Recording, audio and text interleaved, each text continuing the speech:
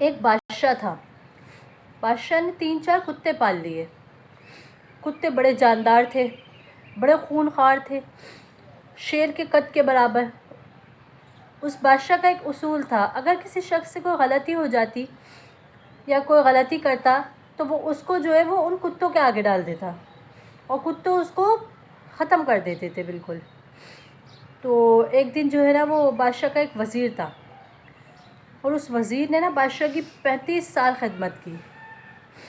اب اس وزیر کو معلوم تھا، اچھا اب وزیر کا جو وہ بڑھاپا آنے لگا، دھیرے دھیرے اس سے غلطیاں ہونے لگیں، وہ معافیاں مانگتا، معذرت کرتا، دھیرے دھیرے پیچھے ہونا چاہتا، بادشاہ سے کہنا چاہتا کہ بس اب مجھے چھٹی دے دیں، میری عمر اس قابل نہیں ہے کہ میں آپ کی خدمت کر سکوں، مجھ سے اب غلطیاں بھی ہو جاتی ہیں۔ اور اس کو معلوم تھا کہ اگر کسی سے غلطی ہو جاتی ہے تو بادشاہ اس کو ان کتوں کے آگے ڈال دیتا ہے۔ بادشاہ کہتا ہے کہ نہیں بھائی، میرا گزارا تمہارے بغیر نہیں ہے، تم میرے ساتھ ہی رہو۔ اچھا، یہاں جو ہے کتوں کے لیے ایک بڑا سا پنجرا بنایا ہوا تھا اور اس میں ان کو قید کر کے رکھا گیا تھا۔ تو جو ان کا دربان تھا، جو بیٹھ کر ان کی خدمت کرتا تھا، ان کو کھانا وانا دیتا تھا، تو بادشاہ کا جو وزیر تھا نا، وہ ایک دن اس کے پاس آتا ہے اور کہتا ہے کہ ایسا کرو، کچھ دن تم ان کو کھانا نہیں دو بلکہ میں ان کی خدمت کروں گا۔ وہ کہتا ہے ٹھیک ہے، آپ کر لیں۔ اب وہ روز ان کتوں کے پاس آتا، ان کو گوشت ڈالتا، ان کے کام کرتا، ان کی خدمت کرتا۔ سال بھر ہو گیا اس طرح۔ یہاں ایک دن نا وزیر سے غلطی ہو گئی۔ بادشاہ نے کہا بھئی اٹھاؤ اس کو اور پنجرے میں ڈال کر آؤ۔ اچھا بھئی، اس کو پنجرے میں ڈال دیا گیا۔ یہاں بادشاہ کھڑے ہو کر تماشا دیکھنے لگا۔ بادشاہ کو عادت ہو گئی تھی کہ وہ دیکھتا تھا ان کو، کتوں کو، انسانوں کو مارتے ہوئے۔ جب اس نے دیکھا تو وہ جو وزیر تھا، جب اس کو پنجرے میں ڈالا گیا تو وہ کتے بجائے اس پر جھپٹتے، اس پر حملہ کرتے، اس کو تکلیف پہنچاتے، وہ کتے تو اس کے پاؤں چومنے لگے، اس کے ارد گرد گھومنے لگے۔ تو بادشاہ حیران ہوا۔ بادشاہ نے کہا کہ بھئی یہ کیا ماجرا ہے؟